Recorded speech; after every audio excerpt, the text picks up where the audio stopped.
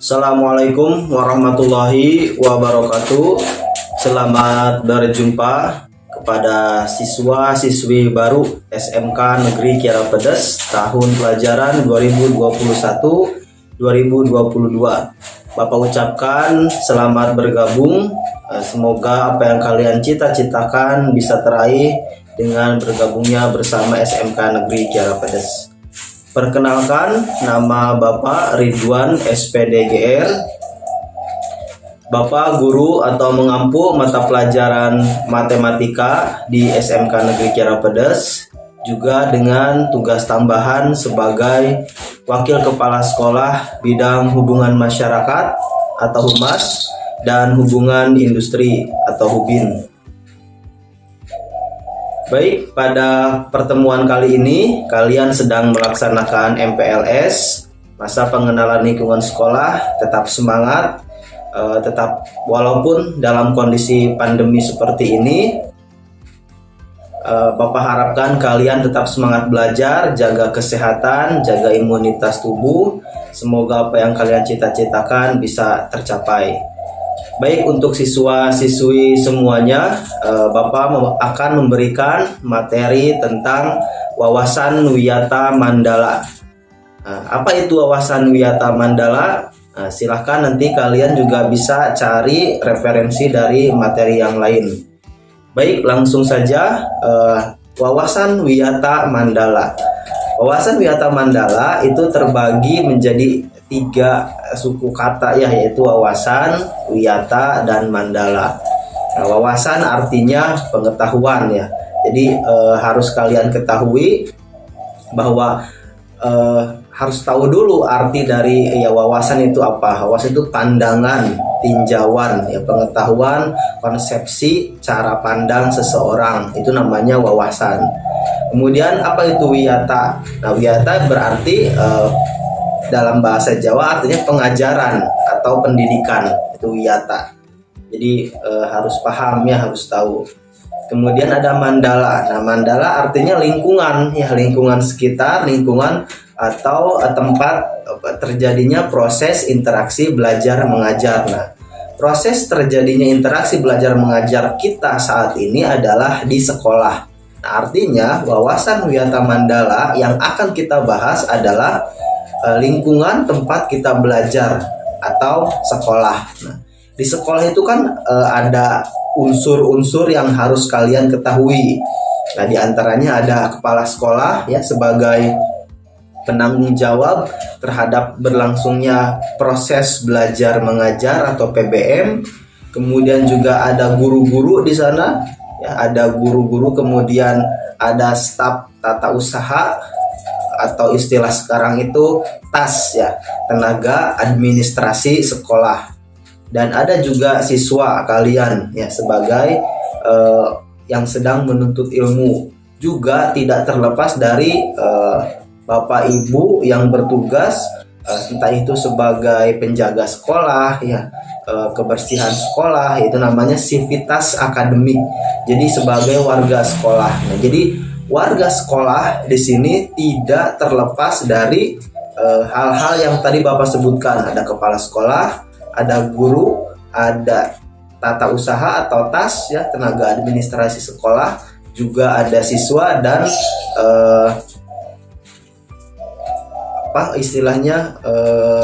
penjaga sekolah atau yang bersih-bersih di sekolah. Itu juga sama termasuk dalam warga sekolah.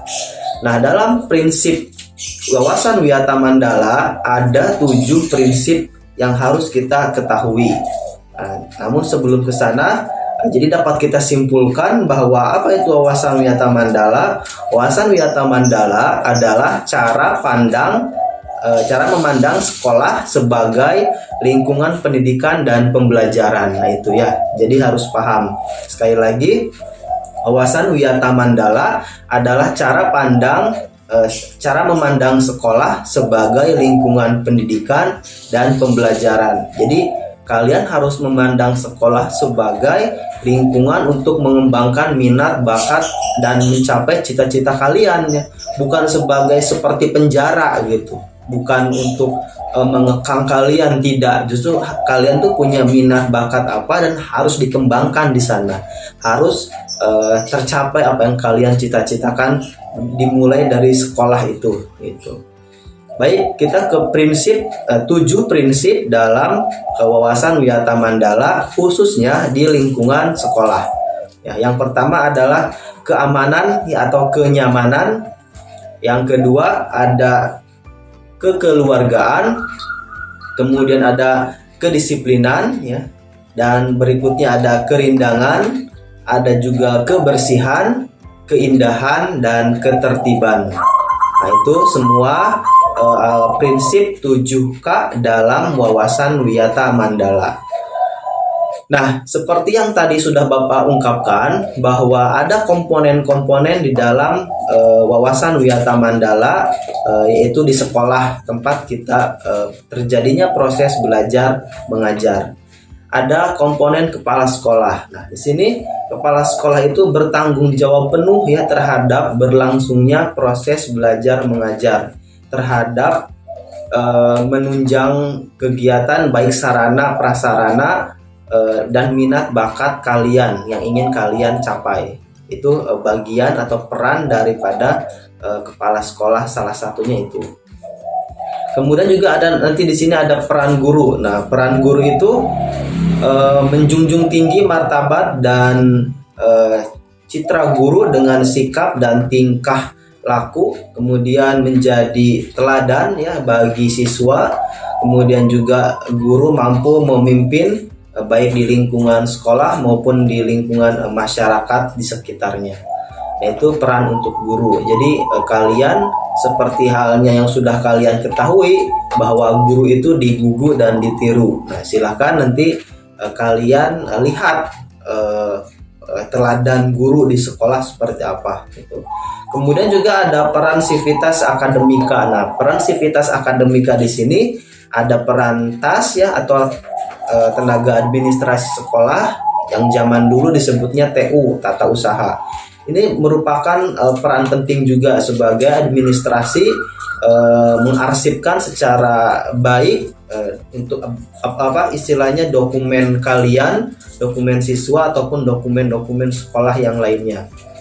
Kemudian juga ada peran dari penjaga sekolah untuk menjaga keamanan, kenyamanan di sekolah. Juga ada tenaga kebersihan sekolah tadi untuk menjaga kebersihan, kerindangan, keindahan, ketertiban yang ada di sekolah. Nah, itu salah satunya. Kemudian juga tidak terlepas dari peran kalian ya, peran kalian sebagai siswa atau murid di sekolah. Salah satu dari peran kalian yaitu sebagai siswa, sebagai murid yang sedang menuntut ilmu, sedang mencari ilmu, harus taat terhadap aturan-aturan yang ada di sekolah. Kemudian juga silahkan mengikuti kegiatan-kegiatan yang berlangsung, baik itu yang wajib sifatnya seperti kepramukaan ya, ataupun yang sifatnya tambahan ya, istilahnya ekstrakurikuler yang kalian minati, bisa PMR, bisa paskibra, bisa pecinta alam ya, kemudian ikut seni juga dan yang lainnya. Masih banyak sekali yang ada di SMK Negeri Kiara Pedes. Kemudian juga tidak terlepas dari peran masyarakat sekitarnya. Jadi terselenggaranya pendidikan yang baik di sekolah tidak akan terlepas dari peran masyarakat yang juga mendukung adanya kegiatan yang positif di sekolah juga. Nah, itu jadi peran masyarakat adalah mendukung segala kegiatan yang baik yang diselenggarakan oleh Wawasan Wiyata Mandala itu ya, atau sekolah, baik kegiatan belajar mengajar secara tatap muka ya maupun secara daring online yang sedang terjadi saat ini gitu. Jadi peran orang tua kalian ya, peran wali murid atau orang yang menjadi kepercayaan kalian di rumah juga itu sangat penting dalam kegiatan proses belajar mengajar. Nah, itu selanjutnya untuk lebih dalam lagi bahwa Wawasan Wiyata Mandala itu terjadinya yang saat ini kita laksanakan adalah di sekolah ya. Jadi sekolah merupakan lingkungan pendidikan. Nah, kemudian kepala sekolah mempunyai wewenang atau tanggung jawab penuh atas penyelenggaraan pendidikan dalam lingkungan sekolah. Nah, lalu antara guru dan orang tua itu harus terjadi komunikasi yang baik dua arah ya, two-way traffic communication. Jadi terjadinya komunikasi dua arah yang baik, yang serasi, jangan sampai terjadi miskomunikasi gitu istilahnya. Kemudian yang berikutnya adalah warga sekolah baik di dalam maupun di luar sekolah harus menjunjung tinggi martabat dan citra guru ya. Artinya apa yang dilakukan tindakan guru selama itu hal yang baik untuk mendidik kalian, mendidik siswa, itu harus didukung oleh warga sekolah. Nah, itu. Selanjutnya ada sekolah harus bertumpu pada masyarakat sekitarnya dan juga mendukung antar warga. Yang tadi Bapak sebutkan bahwa pembelajaran sekarang sebenarnya ada sisi positif dan negatifnya gitu istilahnya. Yang tatap muka juga sama sebenarnya ya, namun karena kondisinya sekarang sedang pandemi seperti ini, maka pembelajarannya dilaksanakan di rumah. Nah, ini perlu peran serta orang tua yang sangat baik gitu ya. Komunikasi orang tua dengan guru seperti apa, misalkan kalaupun kalian tidak ada kuota, silahkan komunikasikan gitu ya. Jaringannya susah dan yang lainnya silahkan komunikasikan, jangan diam saja gitu, karena pihak sekolah tidak tahu keadaan realnya seperti apa. Nah, itu. Kemudian sekolah dan fungsinya. Sekolah merupakan tempat penyelenggaraan proses belajar mengajar. Kemudian menanamkan dan mengembangkan berbagai nilai, sikap, ilmu pengetahuan, teknologi, dan keterampilan. Nah, tadi yang Bapak sebutkan di awal bahwa sekolah mendukung minat bakat ya kalian dan untuk bahkan mencapai cita-cita kalian. Nah, berawal dari sekolah itu. Nah, kemudian sekolah merupakan lembaga pendidikan formal, tempat berlangsungnya proses belajar mengajar untuk membina dan mengembangkan. Nah, membina dan mengembangkan apa? Yang pertama adalah ilmu pengetahuan dan teknologi. Nah, selanjutnya pandangan hidup atau kepribadian atau sikap dan sifat karakter kalian. Kemudian untuk mengembangkan hubungan antara manusia dengan lingkungan atau manusia dengan Tuhannya ya, dengan apa yang dia percaya gitu. Dan yang terakhir adalah untuk mengembangkan karya, minat, bakat kalian, kemampuan berkarya kalian. Nah, itu. Lebih jauh lagi, fungsi sekolah adalah sebagai tempat untuk masyarakat belajar. Nah, karena memiliki aturan atau tata tertib kehidupan yang mengatur hubungan antara guru, kemudian pengelola pendidikan, kemudian siswa dan masyarakat sekitar dalam proses belajar mengajar untuk mencapai tujuan pendidikan yang telah ditetapkan dalam suasana yang dinamis. Nah, suasana yang dinamis artinya suasananya bisa berubah-ubah ya, dalam arti tidak kaku, luas ya artinya. Jadi kita bisa bereksplorasi lebih jauh lagi di lingkungan sekolah itu. Kemudian ada ciri-ciri sekolah sebagai masyarakat belajar. Nah, di antaranya adalah yang pertama ada guru, jelas ya. Ada guru, ada siswa, kemudian adanya interaksi proses belajar mengajar yang tertib tentunya. Nah, itu. Jadi unsurnya paling tidak ada guru, ada siswa, dan terjadinya interaksi proses belajar mengajar. Selanjutnya yang kedua ada tercapainya masyarakat yang sadar, kemudian mau belajar dan bekerja keras gitu ya. Jadi salah satu tujuan kalian nanti setelah lulus sekolah SMK juga kan akan bekerja. Nah, itu ya. Jadi karena kemudian di sekolah ada PKL. Nah, itu ya. Jadi nanti kalian akan melaksanakan PKL atau prakrin, praktik kerja industri atau praktik kerja lapangan (PKL). Kemudian terbentuknya manusia Indonesia seutuhnya. Nah, apa sih yang dimaksud dengan manusia Indonesia seutuhnya itu? Manusia Indonesia seutuhnya adalah manusia Indonesia yang sehat jasmani rohaninya, kemudian berakhlak mulia, ya, kemudian cerdas, mampu menguasai teknologi, seni dan yang lainnya. Nah, itu manusia Indonesia yang seutuhnya. Nah, lalu prinsip sekolah sebagai wawasan wiyata Mandala adalah harus mampu menjadi tumpuan masyarakat untuk terjadinya proses pendidikan di sana. Nah, pendidikan itu kan harus dilaksanakan secara sadar, ya, secara sadar, tidak terpaksa, dan kalian juga harus melaksanakan hal tersebut itu secara sadar dan tidak terpaksa. Nah, kemudian sekolah sebagai wadah atau lembaga yang memberikan bekal hidup. Nah, maksudnya di sini adalah pembelajaran yang masuk ke TKJ tentang komputernya selain mata pelajaran yang umum, gitu ya. Nanti kan atau kalian juga sudah tahu di materi sebelumnya ada istilah adaptif, ada istilah normatif, dan ada istilah produktif. Nah, itu ya. Nah, produktif ini yang merupakan mata pelajaran jurusan kalian masing-masing. TKJ dengan komputernya, ATU dengan ternaknya, kemudian OTKP dengan kearsipannya, AKL dengan akuntansi keuangannya, kemudian ada TBSM dengan otomotif sepeda motornya, dan seterusnya yang lain juga seperti itu. Jadi silahkan oleh Bapak Ibu guru diberikan bekal hidup. Hal tersebut harus dimanfaatkan sebaik mungkin.